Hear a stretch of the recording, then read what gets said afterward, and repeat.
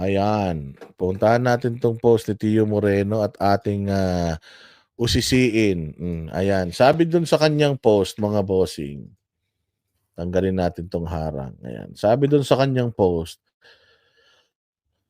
"Can you please confirm the veracity of this statement?" Oh, "Can you please confirm the veracity of this statement?" Sabi niya. Tinag niya si Antonio Trillanes. Sabi dito, after the hearing, I asked my lawyer to convey to Congressman Duterte, although through his lawyers, my sincere and heartfelt apology to Kong Duterte and Attorney Carpio and their respective family for the unintended consequences that our bitter public spot may have cost them.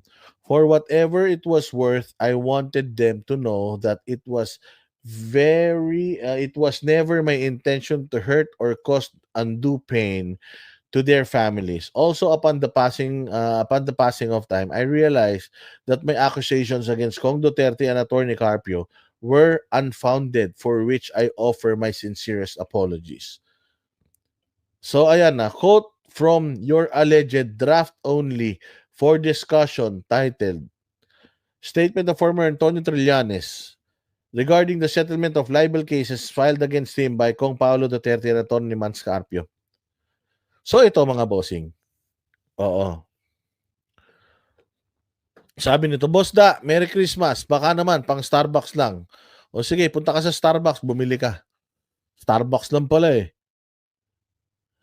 Walang sorry. Hindi, ito mga bossing. Alam naman natin kasi na ito talagang si Trillanes, naninira lang ito. Alam naman natin na kapag hindi nakabukas yung mga camera, pag hindi sila nagpapa-interview sa media, alam naman natin na etong mga kupal na ito, talaga namang mga bayot yan. Mga wala naman talagang mga bayag yan, walang paninindigan yan eh. Ano bang sabi ni Inday Sara? Every time daw na itong si Congressman Chua, magpapatay ng mic or camera, ang tawag dyan,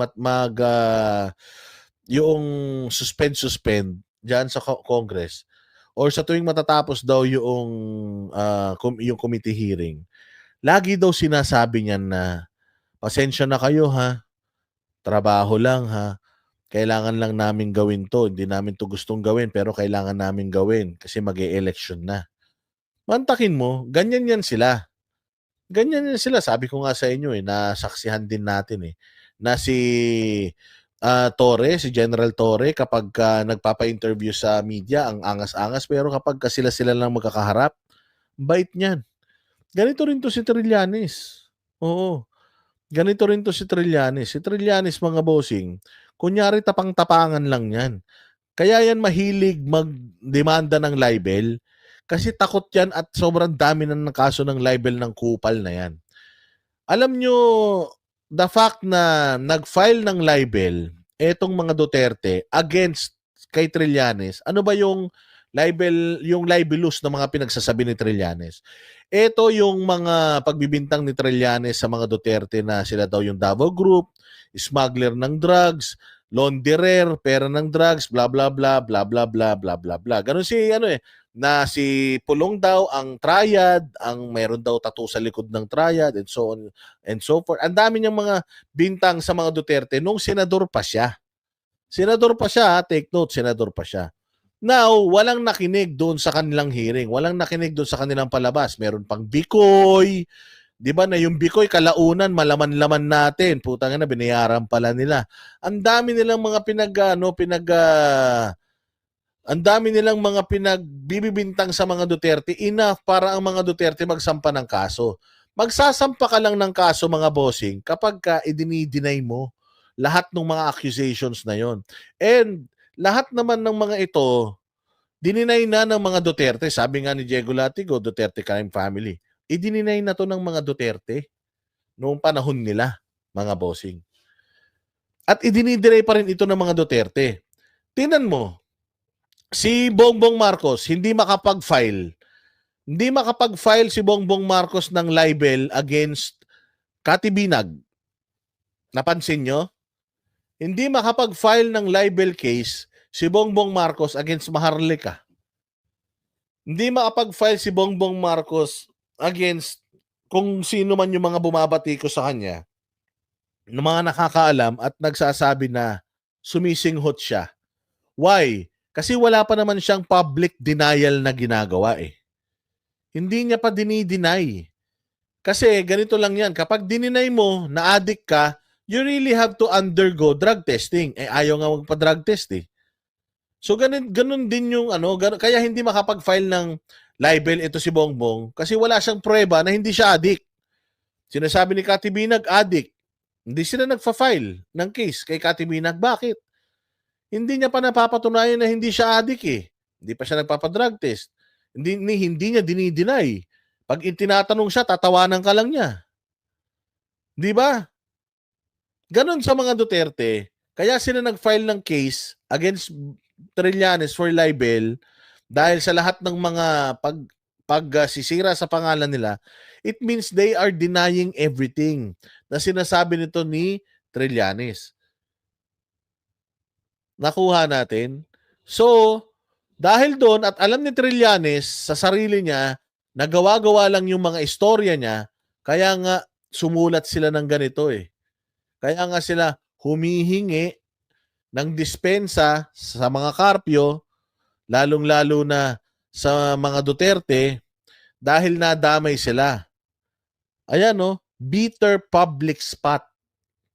Bitter kasi nga, naging bitter lang naman si Trillanes kasi inalok niya si Duterte na tumakbo as running mate siya, pero dinecline siya ni Duterte. Kasi alam ni Duterte ang history ng kupal eh. Alam niya yung history ng negosyo ng pamilya sa military. Alam niya yung sentimiento ng mga PMAers. Pinagtatawanan nito, tinatakwil ito ng mga mista niya, mga taga-PMA. So itong si Trillanes, this person is a nobody. Even the Liberal Party doesn't want to be involved or get involved sa kanyang pangalan. Even the Congress called him ang pambansang Marites. So technically wala nang nakikinig sa kupal na ito.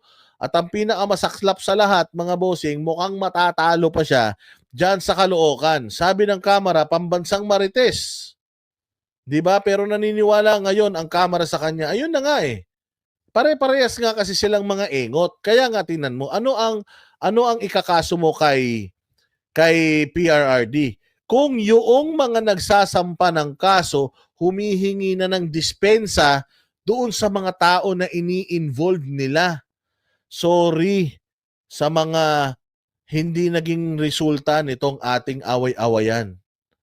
'Di ba? Ano ba to? Sabi nito, unintended consequences that a bitter public spot may have caused them. For whatever it was worth, I wanted them to know that it was never my intention to hurt or cause undue pain to their families.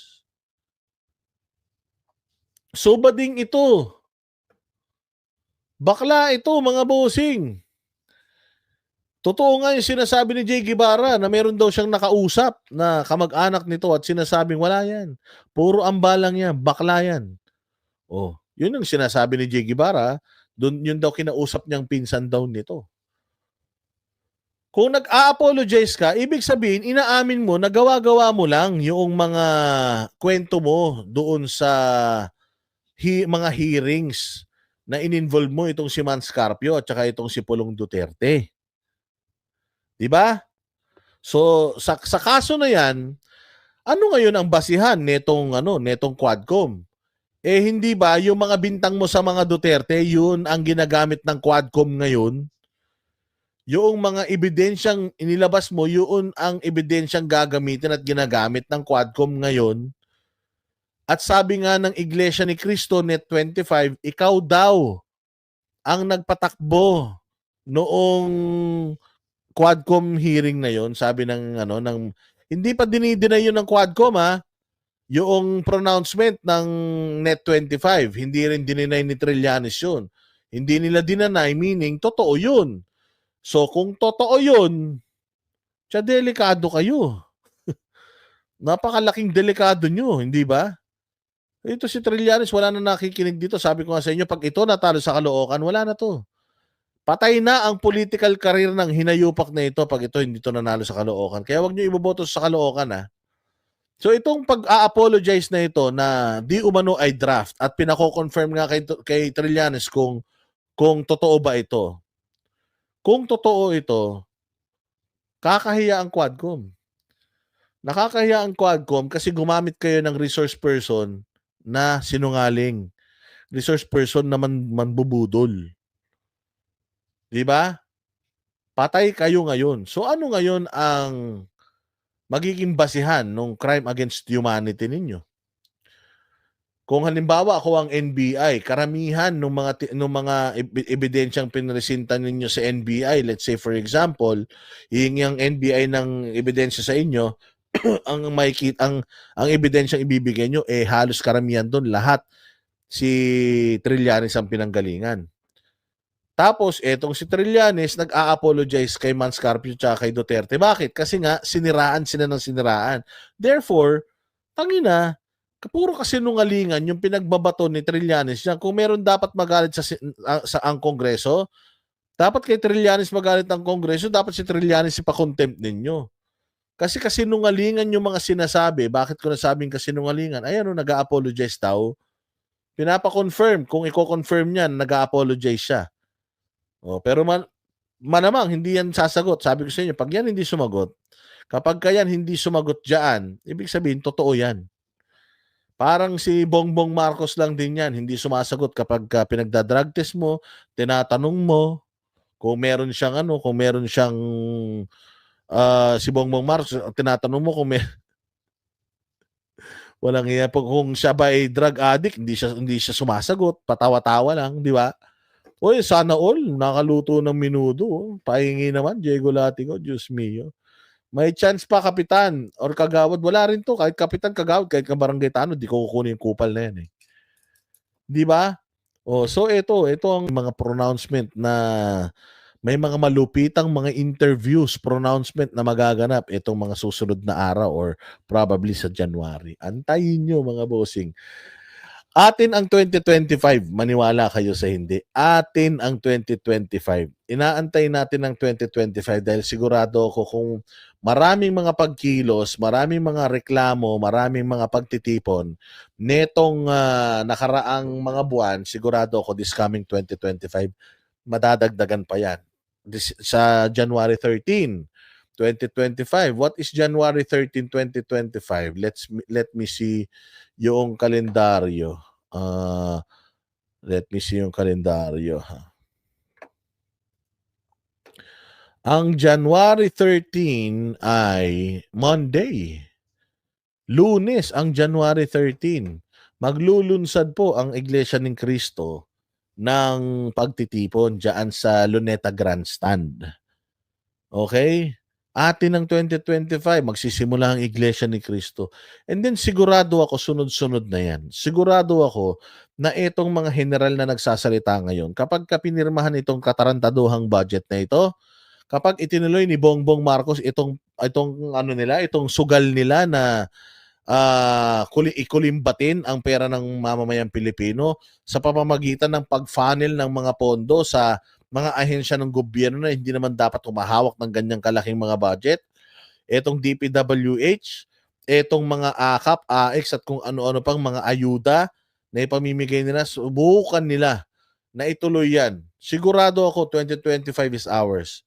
Ours in a sense na sabi ko sa inyo, hindi ko naman gustong bumagsak ang gobyerno natin. Ayaw ko naman na persayang paalisin si Bongbong. Kung kusa siyang alis, okay. Pero kung hindi siya alis, bahala sa buhay niya. At least man lang sana, kung di siya alis, makinig siya sa sentimiento ng tao. And naggumawa na po ng open letter ang mga retired military personnel natin.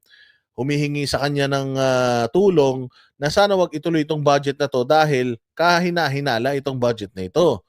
Now, inano niya to, i-move niya. Meron silang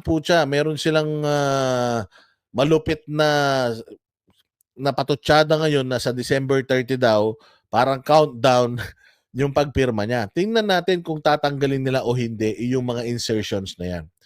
If hindi nila tatanggapin yung insertions na yan, confirmed mga bossing, mga magnanakaw silang lahat. Confirmed yan.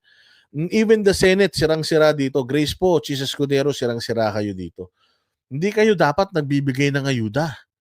Hindi kayo dapat nagbibigay ng ayuda. Dapat kayo naggagawa ng mga batas, nagbabalangkas ng mga batas. Hindi kayo namumulite ka namimili ng boto by giving ayuda. Hindi nyo pera yan in the first place. Pera na yan ng taong bayan. And if these people will accept it, deserve nila yan. Kasi nga, Pilipino sila na dapat natin tinutulungan. Pero okay ako sa ayuda eh. Basta lang yung ayuda, klaro. Basta yung ayuda, talagang napupuntahan yung mga talagang naghihirap sa buhay. Pero sana aside from itong ayuda, dapat ang pinaka talagang gawin ng gobyerno natin is maghanap ng mga investors para magnegosyo sa Pilipinas at makapagbigay ng marami pang trabaho sa Pilipinas at sa Pilipino. Di ba? Oo, dapat ganun mga bossing. Hindi yung katulad nung ginagawa nilang ganito na sinasanay na lang nila tayo sa ayuda, ayuda, ayuda. Di ba? Paano naman boss dadang akap? May kinabang din yung anak ni Grace po na, totoo. Sigurado ako tatapunan nila ng pera yan. Yang anak ni Grace po diyan sa party list, sigurado ako. Dapat long term. Bigyan mo ng pangkabuhayan yung mga tao para hindi sila umaasa sa ayuda mo. Para sana yung binibigyan nyo sa ayuda, pampagawa na lang natin ng kalsada. Pampagawa natin ng highway, pampagawa natin ng ospital, pampagawa natin ng eskwelahan kasi yun yung pinaka-importante sa lahat. 'Di ba? So wala na kapag hindi nyo ginawa yan, yari kayo. Oo, itong 2025 talagang masasabi ko na atin ito kasi sigurado ako maraming lalabas. Maraming lalabas na mga nagrereklamo. Maraming lalabas para usigin etong mga hinayupak na to sa gobyerno. Boss Dada, I want lang batiin ka at banati rin sa magayang bagong taon ng 2025. Salamat, nandyan kayo para i-educate and inform. Kami sa nagaganap sa Pilipinas. Yes, sir. In a heartbeat, I'll always do this. As much as I want, as much as I can, gagawin ko to. Yung at update sa inyo at pagpapakita sa inyo ng totoong estado ng bayan natin Pilipinas. Kasi sa totoo lang, mayaman ang Pilipinas. Maganda Pilipinas. Isa tayo sa pinakamatatalinong workforce sa buong mundo. We can speak different languages. We can easily adapt sa kahit na anong klase ng environment. Ang galing ng mga Pilipino, mga bossing, even abroad. Threat ang mga Pilipino because napakahusay nating magtrabaho, napakahusay nating magsalita ng English, napakahusay nating makipag-usap, makipag-collaborate, napakahusay ng Pilipino diyan. Oo. Sobrang husay ng Pilipino pagdating sa trabaho. Kaya nga insecure na sa atin ng mga Meksikano eh. Insecure na sa atin ng mga Indiano at saka ang mga Chinese. Pilipino ang rason kung bakit tumatanggap ng murang per hour itong mga ibang lahi. Dahil nga yung mga Pilipino sobrang galing nila, yung ibang mga kumpanya dyan sa ibang bansa, gusto na lang Pilipino nagtatrabaho sa kanila. Ngayon, itong mga tao, itong mga ibang lahi, pumapayag na sila na mas mababang sweldo para lang makuha nila yung trabaho because they cannot compete with Filipinos fluent sa English, magaling sa lahat ng bagay, magaling magreklamo. Totoo yan, sa lahat ng bagay magaling tayo. Sana maganda Pilipinas, mga boss. Sana lahat ng services na meron ang Singapore, Malaysia, Vietnam, Brunei, lahat dapat nang meron sila. Dapat mas marami pa yung natin, yung mga magagandang serbisyo sa Pilipinas. Ang problema kasi dito sa Pilipinas, yung mga namumuno, inuuna talaga nila yung sarili. Inuuna talaga nila yung nila. Tingnan mo, lahat yan mahilig mamigay ng ayuda. Puros ayuda, ayuda, ayuda.